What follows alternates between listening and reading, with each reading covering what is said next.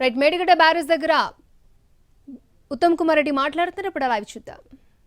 శ్రీధర్ బాబు గారు, పున్నం ప్రభాకర్ గారు, పెద్దలు జీవన్ గారు, ఎమ్మెల్సీ ఎంపీ వివేక్ వెంకటస్వామి గారు, ఈ మేడిగడ్డ బ్యారేజ్ జరిగిన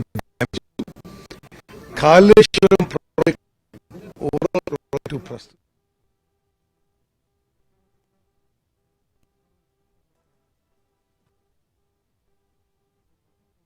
సమీక్ష చేయడానికి మేడిగడ్డ బ్యారేజ్ రావడం జరిగింది. మీరందరూ పార్టిసిపేట్ చేశారు. ఓ 2 గంటల పాటు విషయాన్ని ఇంజనీర్లు ప్రజెంటేషన్ ఇచ్చారు. మేము అడిగే ప్రశ్నలు అడిగినాం. దాని తర్వాత ఇప్పుడు మేడిగడ్డ బ్యారేజ్ పైకి ఇన్స్పెక్షన్ రావడం జరిగింది. ఇది నిస్సందేహం చాలా దురదృష్టకరం. ఎక్కడో చాలా సీరియస్ లోపాలు జరిగినాయి. డిజైన్లో కానీ, నిర్మాణంలో కానీ, ఆపరేషన్ మెయింటెనెన్స్ కానీ సీరియస్ లోపాలు జరిగి మూడు బ్యారేజెస్ కి ఇప్పుడు ప్రమాదంలో ఉన్నాయి. ఇది గత ప్రభుత్వ నిర్వాహకం ఒక్కసారి ఆలోచన చేయండి. ఖర్చు పెట్టిన ఇప్పటివరకు కాళేశ్వరం ప్రాజెక్టుపై ఖర్చు పెట్టిన సొమ్ము 93,500 కోట్ల రూపాయలు.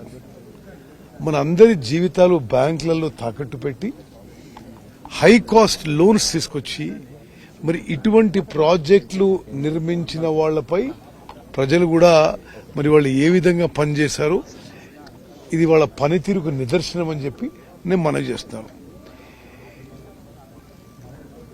93,000 కోట్ల రూపాయలు ఖర్చు పెడితే మొత్తం కాళేశ్వరం ప్రాజెక్టులో ఇప్పటి వరకు పారిన కొత్త ఆయకట్టు 1,00,000 ఎకరాలకు తక్కువే.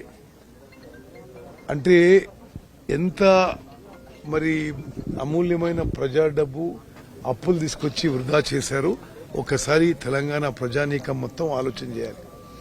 మరి ఈ విషయం గత 10 ఏళ్ల నుంచి ఎప్పుడైతే ప్రాణహిత చేవెళ్ల ప్రాజెక్ట్ తుమ్మడేటి నుంచి ఇక్కడ రీడిజైనింగ్ పేరు మీద ఇక్కడ మార్చి ఆ కాస్ట్ ని 3 చేశారు.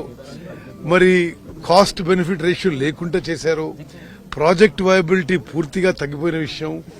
ఇవన్నీ కూడా మేము ప్రతిపక్షంలో ఉన్న అన్ని విషయాలు కూడా చెప్పిన విషయాలు ఇప్పుడు నిజమవుతున్నాయి. మీరే చూస్తున్నారు. మేడిగడ్డ బ్యారేజ్ మీద ఓహో అని ఎంత మొత్తుకున్నారు.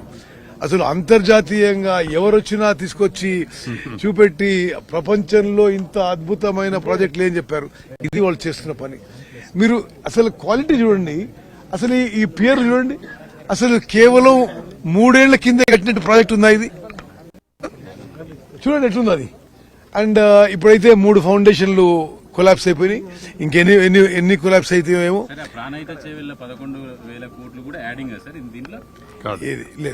అది కాకుండా సరే నేనేమంటున్నా, అది తుమ్మడి ఎట్టులో ప్రాణత చేవెళ్ళ కడితే ఇప్పటివరకు పూర్తయిపోయి 38,000 కోట్లతో 16 లక్షల ఎకరాల ఆయకట్టు వచ్చేది. ఇప్పుడు వీళ్ళు 93,000 కోట్లు ఖర్చు పెట్టి 1,00,000 ఎకరాలు కూడా ఆయకట్టు రాలేదు. ఇది ఇంత నాసిరకం పనులు. మరి ఏందో ఇది ఈ కమిషన్ల కకృతి, అసలు ఈ క్వాలిటీ లేకపోవడం, ఈ అసమర్థత, ఈ చేతగంతనం, ఈ తొందరపాటు ఏ కారణమైనా తప్పనిసరిగా జ్యుడిషియల్ ఎంక్వైరీ, ఎక్స్పర్ట్స్ ఎంక్వైరీలో తేలుతాయని చెప్పి నేను మనం చేస్తున్నాను.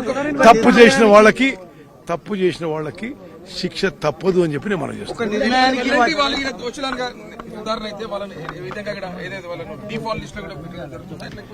ఎవరు తప్పు చేసినా ఇది పబ్లిక్ మనీ కదా, అకౌంటబిలిటీ. ఈ బ్యారేజీకి 4,000 కోట్లు అయిండొచ్చు, కానీ ఈ 3 బ్యారేజీలు కలిపి 7,000 కోట్లు అయిండొచ్చు. కానీ ఈ 3 బ్యారేజీలు ఇప్పుడు ఏమైతుంది, నాన్ ఆపరేషన్లు అయిపోతున్నాయి. దీంతో ఆ 1,00,000 కోట్ల పెట్టుబడి నాన్ ఆపరేషన్ అయిపోయింది. అంటే తెలంగాణ ప్రజలు సంవత్సరానికి 10,000 కోట్లు ఇంట్రెస్టే కట్టాలి. ఈ ప్రాజెక్టుల మీద ఇంట్రెస్టే కట్టాలి, మళ్ళీ ప్రిన్సిపల్ కూడా కట్టాలి. ప్రాజెక్టుల నుంచో నీళ్ళు వచ్చే పరిస్థితి లేదు. ఇప్పుడు ఒకటి డీప్ గా టెక్నికల్ కారణానికి పోవడం కంటే కొంత డిజైన్ లోపం ఉండొచ్చు, కొంత కన్స్ట్రక్షన్ లోపం, కొంత O&M లో లోపం. తప్పనిసరిగా మరి ప్రభుత్వంలో ఉన్న వాళ్ళు, అదేవిధంగా కన్స్ట్రక్షన్ చేసిన వాళ్ళు, తర్వాత ఆపరేషన్ మెయింటైన్ అందరి విషయాల్లో కూడా చేసిన తప్పుకి మరి we will hold accountable over is guilty.